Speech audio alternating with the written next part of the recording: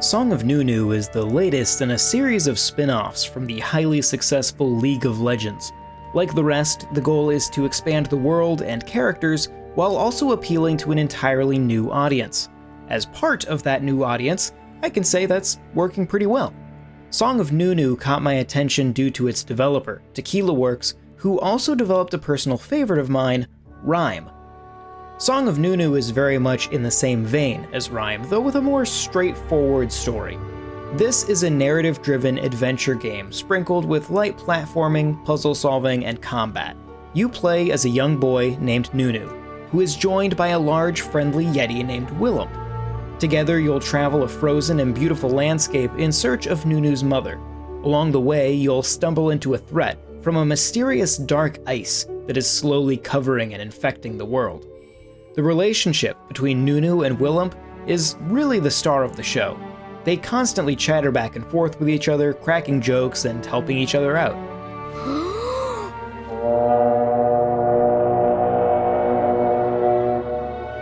That was amazing!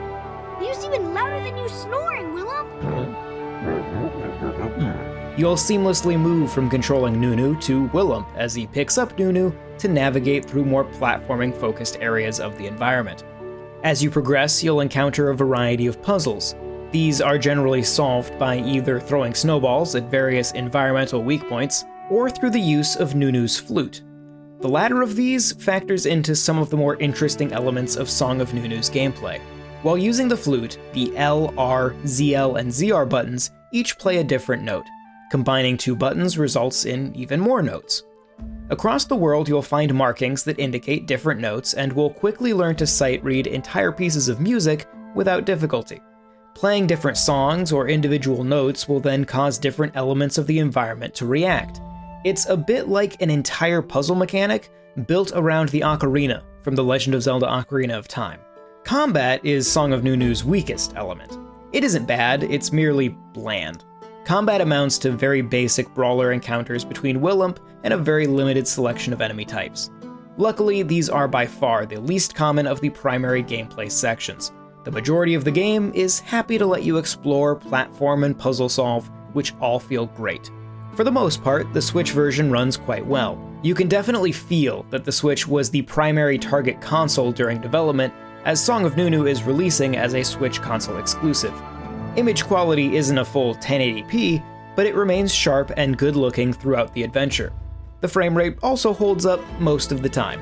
There are some harsh drops when transitioning from one large area to another, probably a streaming issue of some sort, but in my experience, these never cropped up while I was doing anything other than just walking from one point to another. They never interfered with combat or complex platforming.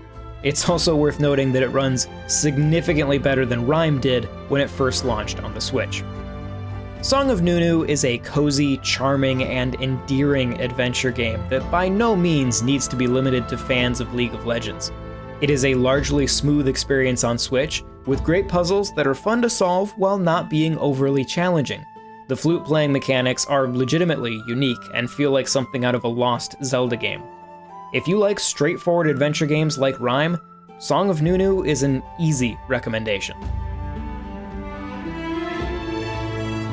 This video was made possible by our generous supporters on Patreon. Did you know that Nintendo World Report is funded directly by fans like you?